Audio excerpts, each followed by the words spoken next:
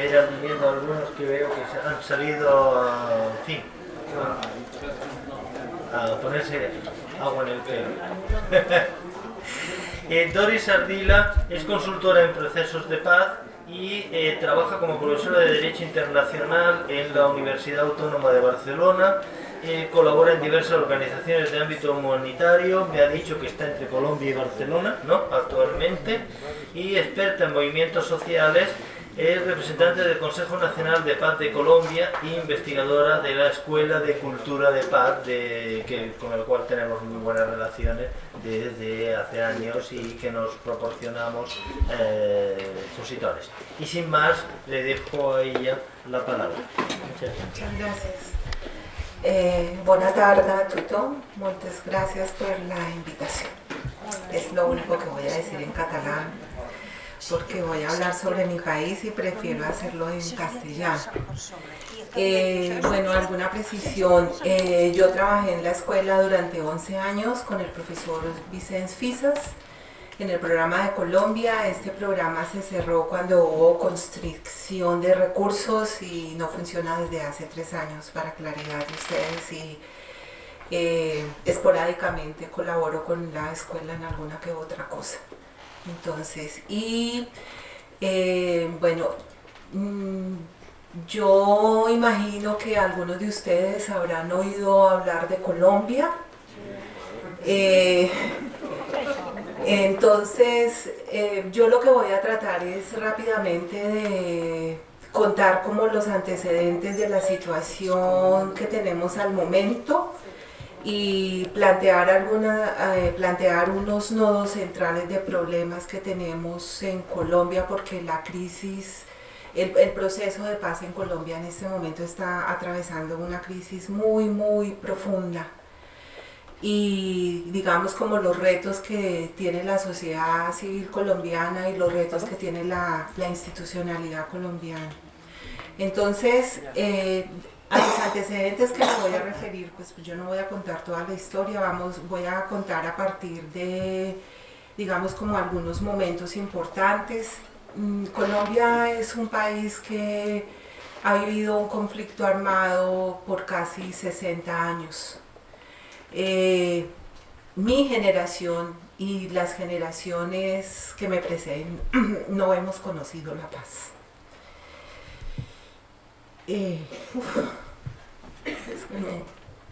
Bueno, en el año 2016, después de 5 años de una difícil negociación de un proceso de paz para lograr un acuerdo de cese de fuegos y hostilidades entre el gobierno de Colombia y la guerrilla de las FARC, antes de la dejación de armas, quería decir Fuerzas Armadas Revolucionarias de Colombia, Ejército del Pueblo. Esta guerrilla era una guerrilla de corte estalinista, era una guerrilla de ideología comunista, una guerrilla de origen campesino que aparece, digamos, por el conflicto de la tierra, que sigue estando vigente hasta el día de hoy en el país. Colombia es el tercer país más inequitativo del mundo y es el segundo más inequitativo del continente americano después de Haití. Tiene una concentración de riqueza, es decir, los ricos son muy, muy escandalosamente ricos y los pobres son miserables. Entonces, cuando se inicia la negociación en el año de 2000, finales del 2011, año 2012, después de unos 4 años largos de negociación, se logra la firma de un acuerdo de paz, que se llama, digamos en la generalidad, pero en estricto sentido es un acuerdo de cese de fuegos y hostilidades. Es decir, para ponerle fin a la guerra, lo que algunos de los profesores expertos, como el profesor Lederac, que pasó estos días por aquí, o el profesor Galton, llaman el logro de la paz negativa, es decir, el logro o el cierre de las hostilidades. En la agenda, digamos, procedimental que se elaboró para la negociación, habían, digamos, 4 puntos fundamentales que son los siguientes: el tema de la tierra, el tema del narcotráfico y de los cultivos de uso ilícito, el tema de las garantías políticas y el estatuto de la oposición de los partidos políticos, porque en Colombia históricamente la oposición política ha sido aniquilada a bala limpia. Tenemos un ejemplo de ello en la década de los 80, entre 1982 y 1990, me atrevería a decir. Hubo un intento de un proceso de negociación entre el presidente de esa época, un señor llamado Belisario Betancur, y la guerrilla de las FARC, y digamos que producto de ese acuerdo temporal que se logró en ese momento, unos guerrilleros de las FARC bajaron de las montañas, vinieron a la ciudad y digamos estuvieron viniendo al Congreso de la República como representantes de un partido de izquierda que recibió el nombre de la Unión Patriótica. En el año de 1984 se rompe esa tregua que se había hecho a raíz de ese intento. Entonces los miembros de ese partido empiezan a ser acribillados a bala por parte de la derecha ultraconservadora del país, auspiciada por los terratenientes de la tierra y por los grupos paramilitares de extrema derecha. Fueron asesinadas 5.000 personas, 5.000. Ese caso todavía está en proceso ante la Corte Interamericana de Derechos Humanos, porque digamos que la organización que ha gestionado todo el proceso ha pedido a la Corte Interamericana que ese caso sea declarado como un genocidio político. Bueno, ese es como un antecedente para que ustedes se vayan dando cuenta cómo es el calibre de la situación en relación al reconocimiento de la oposición política. Y un punto importante, ya les había mencionado 3 de esa agenda sustantiva, es el tema que tiene que ver con las víctimas. Resultado del conflicto colombiano, podemos decir así, digamos, con diferencias de criterios, pero más o menos cifras generales, porque dependiendo de la fuente que usted consulte, van a haber unas diferencias entre una y otra fuente. Es decir, por ejemplo, si usted consulta fuentes de instituciones del Estado, pues tienen unas cifras. Si usted consulta fuentes de centros de investigación, hay otras cifras. Si usted consulta fuentes de organizaciones sociales, usted va a encontrar unas cifras, o mismo si consulta las cifras de Pastoral Social. En Colombia llamamos lo que ustedes aquí llaman Cáritas, que también tiene un centro de seguimiento, porque pues afortunadamente en Colombia hay algunos obispos muy comprometidos y una parte de la Iglesia colombiana comprometida con el proceso de construcción de paz, otros no. Bueno, entonces en cifras podemos decir que este conflicto colombiano ha dejado aproximadamente 7 millones de campesinos desplazados por la violencia, por los enfrentamientos entre grupos armados ilegales. Ha dejado más de 12.000 víctimas de las minas antipersona, es decir, amputados de minas, pies, ojos, etc. Nosotros a eso lo llamamos las minas quiebrapatas. Ha dejado más de 50.000 desaparecidos, que supera con creces las cifras de las dictaduras de Chile y de Argentina en los peores tiempos de los 70s y de los 80s. Ha dejado más de 10.000 niños reclutados por los grupos armados irregulares, y ahí nadie se ha salvado, tanto paramilitares, guerrillas y otros grupos armados han reclutado menores de edad. Ha dejado más de unos 30.000 casos que están, digamos, constatados de violaciones contra mujeres por todos los grupos armados. Y ha dejado también una cifra de más de 30.000 secuestrados. Esta lista yo, digamos, se la digo así muy rápidamente como para que ustedes se hagan una idea de la magnitud del conflicto. Esto ha producido en el país, digamos, como una unas categorías de víctimas, víctimas que son reconocidas o no por unas partes de la sociedad. Entonces voy a aclarar este punto que es muy importante. Las familias afectadas por la desaparición forzada, es decir, que tenemos más de 50.000 desapariciones en el país, conformaron hace una década atrás un movimiento que se llamó el movimiento Movice, Movimiento de Víctimas contra Crímenes de Estado. El fundador de ese movimiento es un senador de la República hoy, que se llama Iván Cepeda, que es hijo de otro señor que fue senador y que en su momento fue asesinado por los grupos paramilitares. El padre de Iván Cepeda pues era de una familia de origen comunista, y digamos que estas víctimas se pusieron bajo esa sombrilla del Movice. Pero a su vez, entonces, por ejemplo, las víctimas de minas también formaron otro grupo, los desplazados tienen otras asociaciones de víctimas y los secuestrados por la guerrilla tienen otra asociación de víctimas. Para las personas de la Colombia profunda, es decir, para las personas que han sido más afectadas por la violencia y que viven, digamos, en esos pueblos perdidos donde no va nadie, como decimos allá, donde el diablo perdió el poncho, las afectaciones de las, digamos, más susceptibles para esas comunidades son los desplazamientos, las desapariciones, los asesinatos selectivos, las masacres. Para los habitantes de las ciudades, es decir, de clases medias y gente que pertenece, digamos, como a clases pudientes, las afectaciones del conflicto han tenido que ver más con secuestro por parte de las guerrillas y por vacuna, boleteo o extorsión, que es cuando usted manda unas amenazas y usted pide que le tienen que pagar tanto dinero y si no, pues entonces se atiene a las consecuencias.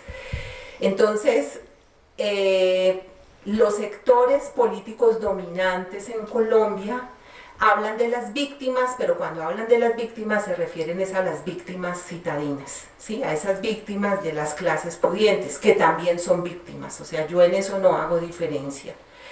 Y en la Colombia profunda, cuando se habla de víctimas, pues se habla del pueblito de a pie, es decir, digamos, de la gente, de las comunidades campesinas, afrodescendientes, indígenas, que son los que han cargado, digamos, el conflicto a las espaldas. Entonces, ese es un tema importante para que lo tengamos en consideración, ya me refiero ahora a él ahorita más adelante. Entonces, digamos que estos 4 puntos se negociaron y dieron origen a un acuerdo de paz que es como eso es tan grande como la Biblia. Es un acuerdo que tiene casi 400 páginas, es una cosa súper reglamentada, es bastante complicado, digamos, de leer, y ese es uno de los problemas que ha tenido ese acuerdo, digamos, para que la gente en Colombia se haya enamorado y se vea seducida por construir paz en el país. Este acuerdo se firma en Cartagena, se firma primero en La Habana en julio del año 2016, pero luego el presidente Santos decidió, y a pesar de que muchos sectores sociales en Colombia, expertos internacionales y mucha gente le dijeron no vaya a someter el acuerdo a un referendo, y fue lo primero que hizo. Salió corriendo por ganar legitimidad frente a una oposición bastante encarnizada de un señor que lo precedió, que me imagino que también lo habrán oído alguna vez, que se llama Álvaro Uribe Vélez. Este señor es de la extrema derecha, de lo más cavernario que puede existir sobre la faz de la tierra. Y es malo, malévolo, malísimo. Este hombre fue el que, digamos, señaló a Santos, porque el presidente Santos es de una familia, el que está terminando su segundo periodo en este momento, que es de una familia de la oligarquía tradicional colombiana, que eran diarios del dueño El Tiempo, que lo compró luego el grupo Prisa, y digamos que ha sido como de una oligarquía tradicional, que tiene tío abuelo presidente, tiene primo hermano que ha sido vicepresidente, toda la familia, mejor dicho, parte de la genealogía ha ocupado altos cargos del Estado, y así es en Colombia, es decir, que ciertas familias son las que tradicionalmente ocupan X cargos. Entonces, Santos, digamos, como para ganar legitimidad frente a esa oposición tan férrea que durante su primero y segundo periodo le había hecho Uribe, decide someter eso a un referéndum. Entonces se mete a referéndum, se hace la consulta y perdemos la consulta por 50.000 votos. Ese día ni la naturaleza nos acompañó porque San Pedro abrió la llave en la costa colombiana y hubo tal lluvia tan impresionante que la gente no pudo salir a votar. Esto es cierto. Entonces, bueno, se perdió el referéndum, entonces las fuerzas políticas encabezadas por Uribe inmediatamente se aglutinan y exigen una renegociación del acuerdo de paz. Entonces hay un periodo, digamos, de 3 meses. Durante ese periodo se renegocian algunos puntos del acuerdo. ¿Quiénes fueron, digamos, los acompañantes y los garantes de ese proceso de negociación? Toda la negociación se llevó a cabo en La Habana. Los garantes del acuerdo fueron los gobiernos de Noruega y Cuba, y los acompañantes fueron los gobiernos de Chile y Venezuela. Hoy, después de que han salido a la luz algunos libros, algunas publicaciones, memorias, etc., se sabe que para que se hubiera iniciado el proceso de paz, el comandante extinto Hugo Chávez en su momento, digamos, fue uno de los pilares fundamentales para que la guerrilla de las FARC se decidiera y se sentara a una negociación. Es decir, que Chávez en su momento jugó un papel importante. Digamos, esto es como un reconocimiento que hay que hacerlo, independientemente pues, de que se compartan o no ideologías. Bueno, entonces llegamos a noviembre de 2016, cuando ha habido el fiasco de la pérdida del referéndum. Se renegocia el acuerdo de paz, y nuevamente ese acuerdo de paz se firma en el Teatro Colón, en Bogotá, que es como decir aquí el Teatro Liceo.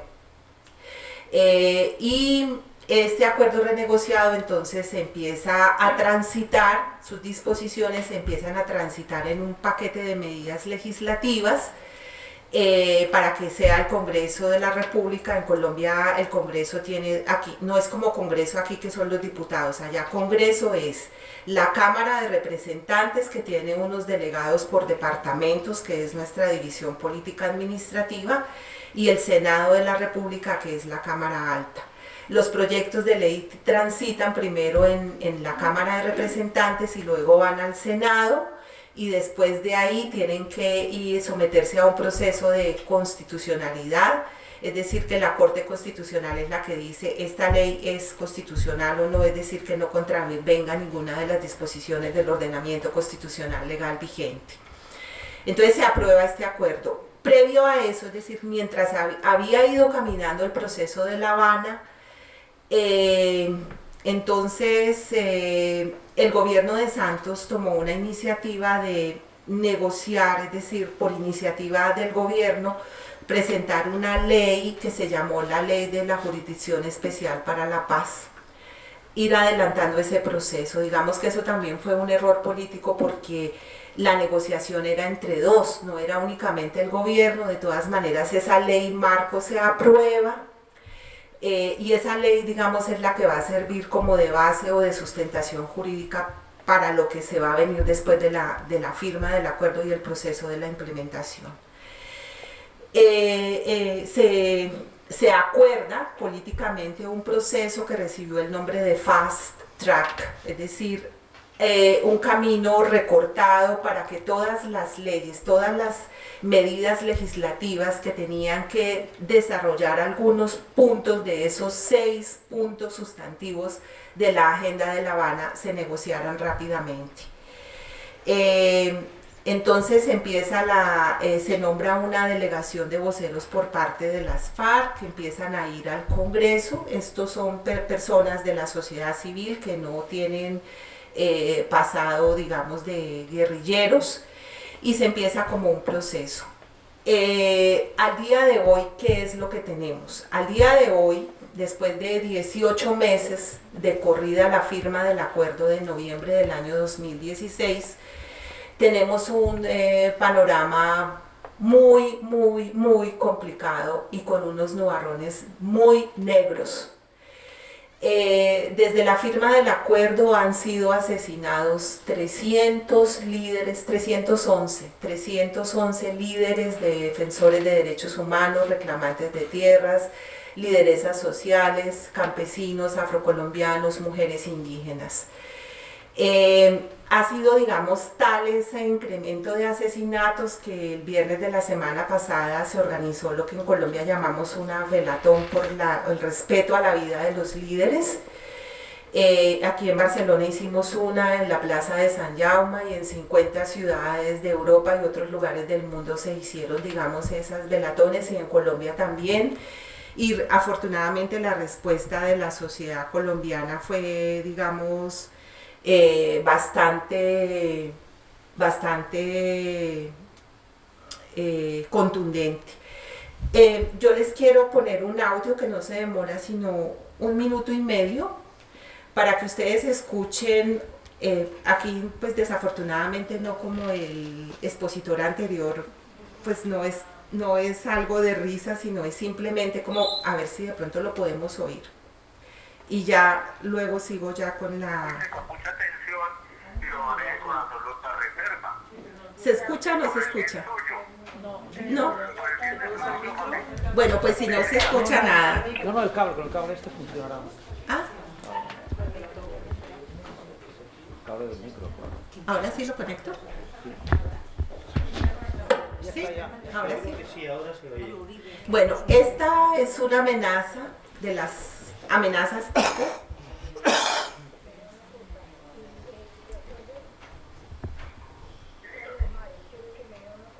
Sí, no se oye, ¿cierto? Va a posar el volumen ya. Tengo que subirlo y ponerle al micro, ¿así? ¿Sí? Sí, ya me lo han enviado. en un momento él debe. Váyase de aquí, váyase de aquí. El volumen. Ah, claro, es que no había bajado. ¿Ahora sí lo pongo? Sí. Sí.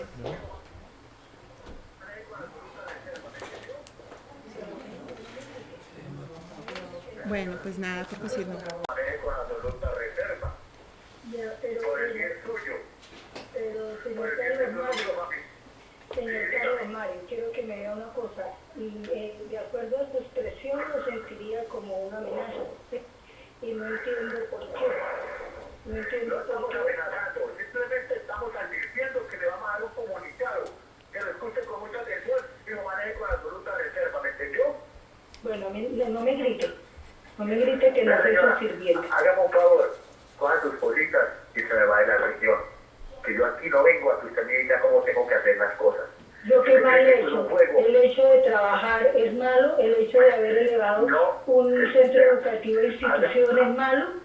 Yo no le veo cuál es el problema. Señora, a mí no me hable así si no quiere morir. No me estrese, que le estoy hablando de buena forma. Le vengo a dar un comunicado y no lo quiere recibir y me va a poner peros y me va a decir cómo tengo que hablar y qué tengo que decir. Entonces, señora, qué pena con usted, señora Deyanira Ballesta, se tiene que ir de esta región. O la asesino. Usted sabe que nosotros acá asesinamos al que nosotros nos dé la gana. ¿Me entendió? ¿Aló? Pues mande su comunicado a ver qué es lo que quieren. No, profesora, yo creo que no tiene que hablarme en ese tono. Yo aquí ya no le voy a dar nada. Simplemente hágame un favor y váyase de la región. O yo mismo le comunico a las personas encargadas de la educación de aquí que si usted se queda aquí en la región, pues la van a tener que recoger muerta. Porque usted es una persona grosera. Para ser una educadora, es una persona que no sabe hablar. Señor, ¿cómo quiere que le hable a usted cuando usted me está hablando de una forma amenazante? ¿Ah? ¿Cómo quiere usted que yo le hable? Ahora, yo he sufrido mucho. A mí no me interesa si usted ha sufrido o no ha sufrido la guerra, eso a nosotros no nos interesa, eso a mí no me interesa, eso a mí no me interesa, profesora. Simplemente le iba a dar un comunicado, se puso de grosera, entonces ahora, inmediatamente, se va de la región o queda declarado objetivo militar. Yo decía llamar profesora a sus superiores y decirle que si quiere recoger un muerto, que usted siga trabajando aquí en San Pablo. Así de sencillo, profesora. Usted quiere las cosas así, así lo vamos a hacer. ¿Usted qué que yo creo que está hablando con un payaso, ¿qué profesora? Pues qué pena, señor, como hay gente que le gusta hablar bobada. Por eso, o sea que yo no estoy hablando de bobada. ¿Cómo en un principio cree usted que yo voy a saber que la persona que me está hablando, que se identifica, me está diciendo una realidad? Yo le hablé a usted de buena forma. ¿Usted qué me dijo a mí? A mí no me hable así, a mí no me grite, a mí yo no sé qué. Usted me está... No, profesora, mira, hágame un favor, yo no tengo por qué hablarle con señales y explicaciones. Oye, tu gran hijo de puta cosa y se va de la reunión. ¿Entendió? Hágame el favor y va por ese hijo de puta. Me tiene que matar la máquina. Bueno, esto es el prototipo de las amenazas que reciben los líderes. Ya llevamos 311 asesinados. Y efectivamente la señora tuvo que salir de San Pablo hace 3 días. Y bueno, entonces digamos, eso es uno de los retos graves que tenemos. Entonces, yo me voy a permitir plantear una hipótesis sobre la violencia increciendo en la coyuntura colombiana. La serie de homicidios y una masacre, porque la semana pasada tuvimos una masacre de 6 personas, eran 4 indígenas y 2 desmovilizados de las FARC en un departamento que se llama Cauca, que se vienen dando en los últimos meses y que se han incrementado en los últimos días, parece obedecer a 4 tipos de motivos que pertenecen a 2 categorías. El interés económico por una parte de los grupos, de los terratenientes, y de los grupos económicos, y la dominación política por parte de las élites que históricamente han detentado el poder político en el país. Los primeros, los económicos, tienen que ver con la tierra y con el narcotráfico, en el contexto de programas de restitución de tierras y de erradicación de cultivos. Este punto, digamos, fue uno de los temas que se negoció en La Habana para que las comunidades campesinas que estaban sembrando las matas de la coca se involucraran en programas de sustitución de cultivos de forma voluntaria. Pero los grupos armados ilegales, es decir, en Colombia ya no tenemos esos grupos grandes que teníamos en la década de los 80 y los 90, como el cartel de Pablo Escobar o el de los hermanos Orejuela de Cali, porque ahora quien maneja el negocio de la coca en Colombia es el cartel de Sinaloa, de México. Y los cartelitos colombianos pues son los que le hacen ciertas fases del proceso de la producción de la droga. Entonces ahí tenemos grupos de carteles de la droga, tenemos grupos paramilitares, que son, digamos, los que son pagados normalmente por terratenientes, es decir, por quienes tienen esas grandes extensiones de tierra o de monocultivos, o donde están tierras con un solo cultivo grandísimo como la palma africana y otra serie de este tipo de cultivos, o en zonas donde hay presencia de multinacionales, que hay grandes megaproyectos hidroeléctricos de explotación de coltán, de oro, de esmeraldas, etcétera, pues porque nosotros, yo no sé si eso es una bendición o una maldición, pero en ese país tenemos una cantidad inmensa de recursos. Entonces, en el caso de la tierra, el asunto es también político en el fondo, en especial si se trata de un plan sistemático de exterminio de los líderes. Los segundos, los asesinatos políticos, tienen que ver con la persecución a toda forma de oposición y de protesta social, sean personas desmovilizadas o simplemente gente que participó en las campañas políticas alternativas a la partidocracia hegemónica. Porque hay un hecho histórico en estas pasadas elecciones, que a pesar de que no ganamos las elecciones en Colombia, digamos, los grupos políticos de la oposición, es decir, la izquierda democrática organizada, por primera vez en la historia de Colombia, que históricamente ha sido un país abstencionista, sacamos 8 millones y tanto de votos, frente a los 10 millones de votos que sacó toda la derecha, porque ahí se juntaron todos, sin excepción. Entonces, digamos, frente a esa presencia hegemónica de detentación del poder de las élites tradicionales, pues decimos que hay partidocracia hegemónica. O se trata de activistas y líderes de organizaciones y movimientos sociales que son asesinados con el objeto de aniquilar la protesta social, desbaratar las organizaciones o apoderarse de ellas. Y una hipótesis más gruesa que engloba las anteriores es que la violencia se incrementa a raíz del resultado electoral que dio el triunfo a la extrema derecha. En realidad el uribismo contó apenas con 4 millones de votos, pero logró aglutinar a toda la derecha y la partidocracia corrupta en una alianza que sumó 10 millones de votos gracias a la campaña del odio, el odio, el miedo y las mentiras. El punto es que el uribismo tiene el paquete del control y este hecho envalentona a las fuerzas oscuras, bacrins, paramilitares, actores violentos de toda índole que se sienten respaldados por el nuevo mapa político, es decir, que creen tener el respaldo de 10 millones de ciudadanos, aunque estoy segura que muchos de estos no respaldan esa violencia, pero son incapaces de ver la conexión directa entre lo uno y lo otro. Y en esa nueva mayoría no es tan amplia ni tan homogénea y tiene enfrente 8 millones de ciudadanos sin contar los tibios. Los tibios son el centro, que una parte del Partido Verde y el candidato, digamos que estuvo de jefe de la delegación que encabezó la negociación, que ha sido vicepresidente del doctor de la calle Lombana, que estaba, digamos, acompañado por el Partido Liberal, pero él y Sergio Fajardo fue alcalde de Medellín, me imagino que de pronto alguno de ustedes lo debe conocer, de una opción política que se unió con los verdes y que se llamó la Opción Colombia, entonces él tomó una opción tibia y en la segunda vuelta invitó a votar en blanco, que fue una gran irresponsabilidad, mi opinión personal, que están dispuestos a la resistencia. Entonces, digamos que los retos, y ya yo con eso termino porque usted ya se me sentó aquí al lado, entonces digamos que los retos que tenemos son los siguientes. Hay bases fuertes, pero hay que solidificar los cimientos y empezar a construir la Casa de la Paz para todos los colombianos. Hay que aterrizar la estrategia de la reincorporación social, económica y política de los exguerrilleros que dejaron las armas con recursos concretos, incluido el acceso de la tierra. Hay que agilizar la implementación de las medidas de protección para defensores, excombatientes, familiares y comunidades para brindar garantías de seguridad integral y fortalecer la legitimidad del Estado de Derecho.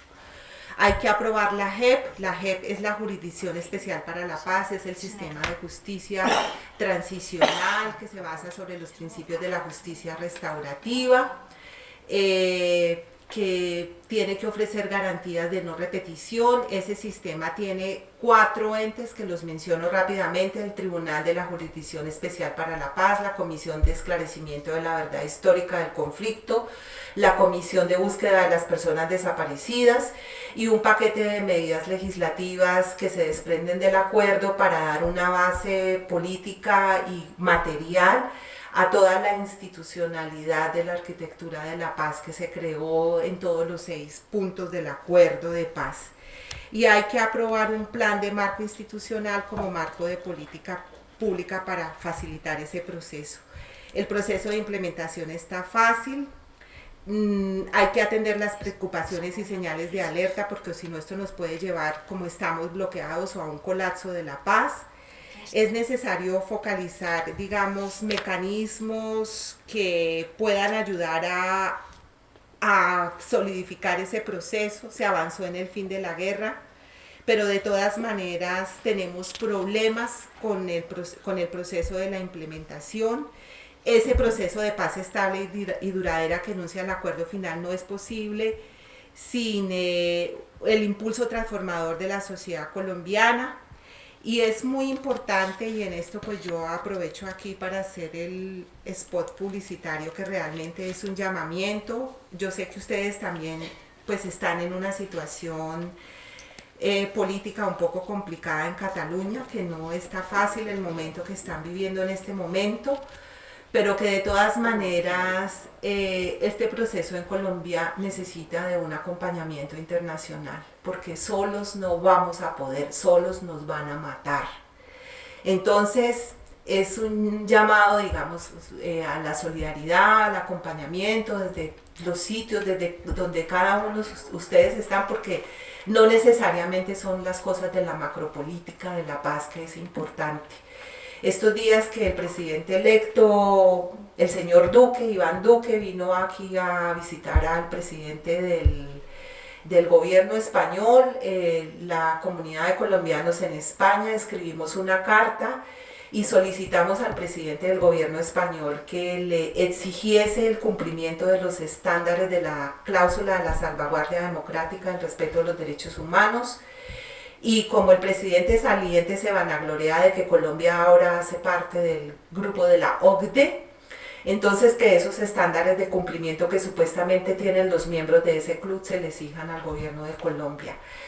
Bueno, yo dejaría por ahí, se me quedaron una cantidad de cosas, pero si tienen alguna pregunta o digamos alguna inquietud, porque pues fue muy rápido y me imagino que se me quedaron cosas, muchísimas cosas por afuera. Muchas gracias.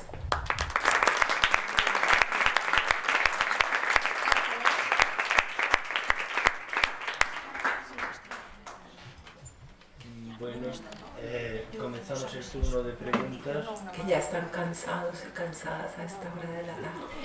No te creas, se van animando. Ya se van animando. Se van animando. Lo que pasa es